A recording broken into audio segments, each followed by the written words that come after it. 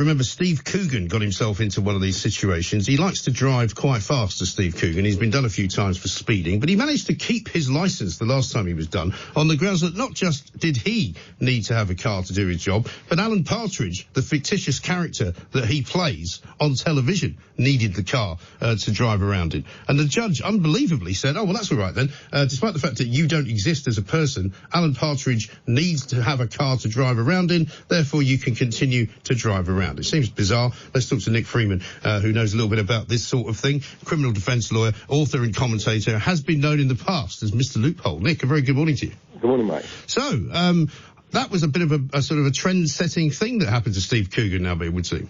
Well, what happened with Steve Coogan was he got to 12 points or more. I don't remember how many points he had, and he argued, look, there'll be exceptional hardship, not really for him, but for the people who were working on the next production of his programme, and they were independent consultants, and they would have lost their work, and they would have suffered exceptional hardship because they wouldn't have been able to put food on the table for their families.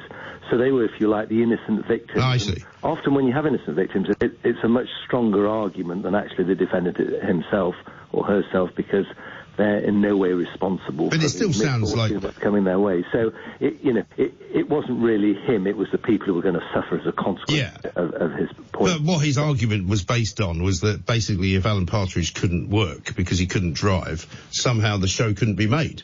Well, the show wouldn't go on, and because it was short notice, because it was in the diary, it was going to happen. They couldn't get alternative work. It would have caused them big financial consequences. Right. And the court said, look, on the balance of probabilities, this is exceptional hardship. Once you get to 12 points, all that means is if you get to 12 points, you're off the road for 6 months, minimum period, straightforward. The court has a discretion if there is exceptional hardship. It can't be inconvenient. It's got to be exceptional hardship. You've got to prove it on the balance of probabilities. As I've indicated to you, if other people are going to suffer that hardship, whether it could be elderly or sick parents or family or children, it's a much stronger argument than yourself. If you're going to lose your employment, it doesn't necessarily mean it's exceptional hardship. It actually has to be exceptional hardship. And all that gives is the magistrates the discretion to say, well, yes, there is exceptional hardship. We're not going to disqualify you, or we can disqualify you for a lesser period, or we can disqualify for whatever period we want. So it just gives them a discretion to depart from those sort of mandatory 6 month disqualification periods. But you'll forgive me, I'm sure, for saying this. It still sounds like something cooked up by a lawyer in a room. It was cooked up by Parliament. The idea was very simply, Section 35 of the 1988 Act, they said, look, people that you get salesmen who are driving 50,000 miles a year, they might commit 5 offences. And there might be 36 in a 30, might be 79 on the motorway. They're not serious offences. If the consequences are so severe, we're going to give them one more chance, and that's one chance in a 3-year period. So you can only argue once in a 3-year period. That was Parliament's intention. And the problem now is that lawyers, because the legislation was drafted in a clumsy way, have the ridiculous situation where people are getting a whole host of offences, and we read today a chap with 66 points, 11 offences of failing to furnish, turns up at court, says, look, I will suffer exceptional hardship. He may suffer exceptional hardship, but in my view, the magistrates should exercise their discretion and say, yes, well, you will suffer exceptional hardship, but we're going to disqualify you, and we'll probably disqualify you for 3 years. Yeah. Well, I mean, looking at and that's what should... So I don't understand, and obviously I haven't heard this case, haven't heard his mitigation. Obviously, it was exceptional hardship, but to have 11 offences of failing to provide information through the driver, each one attracts 6 points. He's pleaded guilty, so he hasn't got a defence, or he hasn't argued a defence. It's a very generous exercise of the discretion. The problem I have with it is it isn't what Parliament intended, and I've said time and time again, why doesn't Parliament get hold of it and just tighten that legislation up so that I think one more chance for deserving cases is a good idea, but that's it. Well, exactly. Because, I mean, it seems to me that because there is no specific definition of exceptional hardship, which might be very difficult to define legally, it is obviously going to be then open to massive interpretation, isn't it? It is, but magistrates, they're quite shrewd. They know what exceptional hardship is. You and I know what it is. If you hear the arguments, you can decide, well, yeah, it's terribly inconvenient. Is it exceptional hardship? is it really going to be that far? It's a very high bar. And, you know, just with common understanding of the English language, we can work out what it is. You can't define it. It will be impossible to define it. So we rely on trained magistrates or judges to say, yea, it is, or no, it isn't. Yes. If it is, we have a discretion. You've committed one offence, we're going to exercise it in your favour. You've committed 10, absolutely not. Right.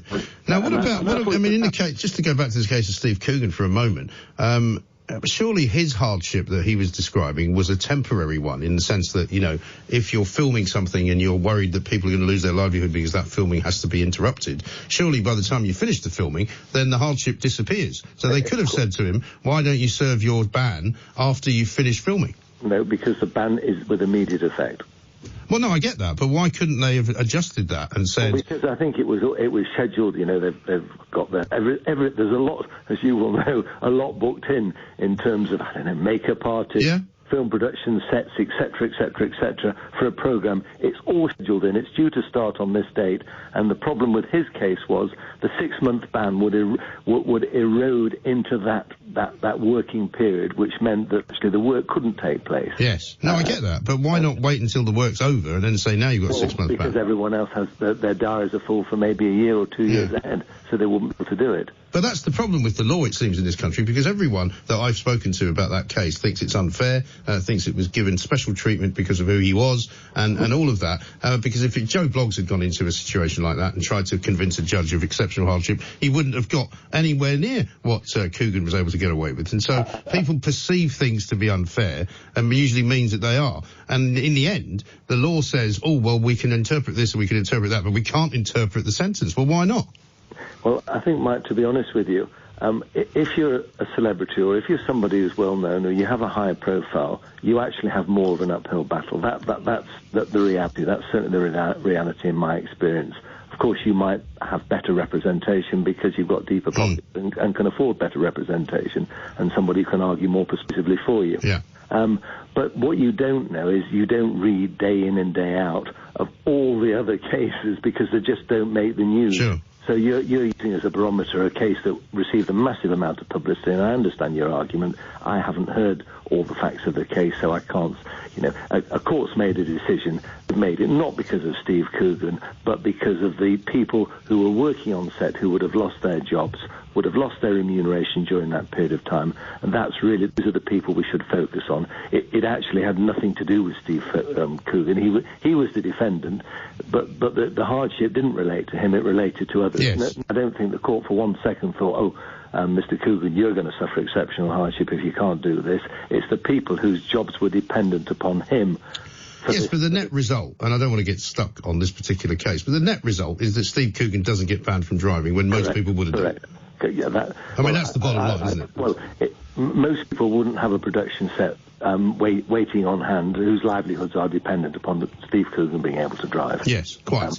But let's talk about the war on the motorist in general, because I don't know whether you know how many cases of speeding are taken, how many people are banned on an annual basis. It seems as though there are now many people who should have been banned, as many as 10,000 plus, as a result of this kind of loophole that are not being banned. And I'm afraid if they are recidivists, if they are people who are continually speeding, and if you've got 66 points in your licence, partly, as you say, for other reasons as well, you know, these people might be dangerous. I think that look, it's very easy to get a distorted view of what's happening. I think actually the number of people who are driving with more than 20 points on the licence is actually very few. But as I've said, it shouldn't happen, and it should have one more chance, so that the law needs to be taken hold of. I think the vast majority of cases that you're talking about, when you think, I mean, that there are millions and millions of people who drive on our road, and there are millions and millions of people whose livelihoods are dependent upon their mobility. And, you know, when they fall foul of the law, they have one more chance, and they're clearly arguing successfully 10,000, whatever the figure was, isn't that many when you look at it in the context of the huge number of people who are actually driving and dependent upon their mobility. You know, if you have a salesman who's travelling up and down the country and the cameras are everywhere and he's committed 5 offences over a 3-year period and he's travelling 50,000, 60,000 miles a year, the courts say, look, you know, we're going to give you one more chance, and you can't argue that again. I don't think that's wrong. I think Parliament wisely gave the courts that discretion, and I think we don't want robotical court sentencing. We want a bit of discretion. No, but we want also a law-abiding populace, generally speaking, and if people who break the law get away with it continually, then that makes it look bad, and it makes everybody else feel like, they're being hard done by. But, Mike, I think the statistics show something like 70% of people who drive admit speeding. What's that got to do with it? In such a poor state that you crawl along. So you say, right, I've got a meeting at 11 o'clock.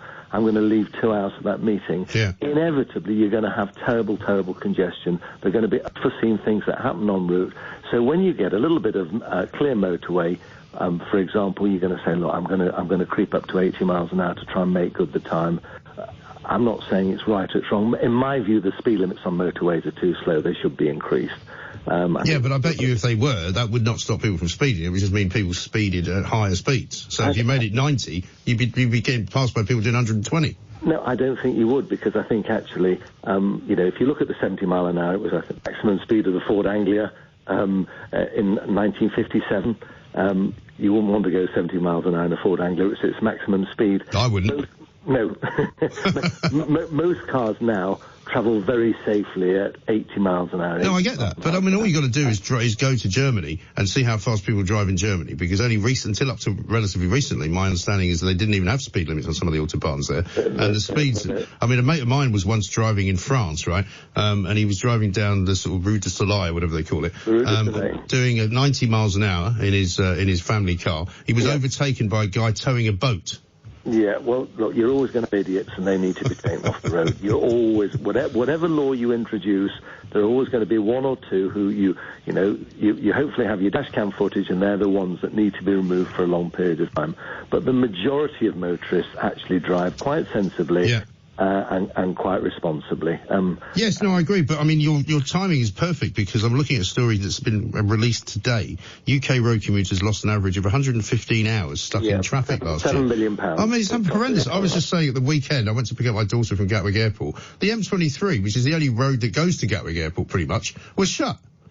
Yeah. The whole road. Yeah, you look, I drove back from the south of France on Wednesday, and you drive from France to Cannes, which is 750 miles, and you sit without a hold-up. You just sit at a steady speed, and it's absolutely clear. There's never a problem. The moment you get into England, it's just mayhem. Yeah. Do you think, is that because of the toll roads, do you think? I think that look, we have smart motorways now. We've invested all this money in smart motorways. Those are ridiculous. And the lanes are too narrow. They're horrendously dangerous. Can you imagine driving along and you have a puncture, which can happen to anyone, and you're in a live lane, and where do you go? Because there's no refuse area. People who've designed this haven't actually, we need all along every motorway to have an immediate place for you to move to if you have a breakdown or if you have a puncture. And there is nowhere. So you have a stranded family. It's just, you can't imagine the stupidity that has gone into the design. And then, of course, you're provided with false information constantly. So people don't trust the gantry information, because it's wrong. Right. Whereas abroad, it's spot on all the time. They'll say, broken lorry in lane 1, 2.5 kilometres, and lo and behold, it is. So you don't have a hold-up, because you know that information is correct. So we have a road system in this country, and I don't know who's running it or what brain set they have, but in my view, and I think most other motorists' view, they don't seem to be thinking about it sensibly or responsibly, and I don't understand why. It's not rocket science, is it, just to get the system No, absolutely. We can finish on a point on which we agree. Great. Nick, thank you very much indeed. Nick Freeman there, criminal defence lawyer, author, commentator. You can see why he's known as Mr. Loophole, can't you? A very clever man. But here's the thing.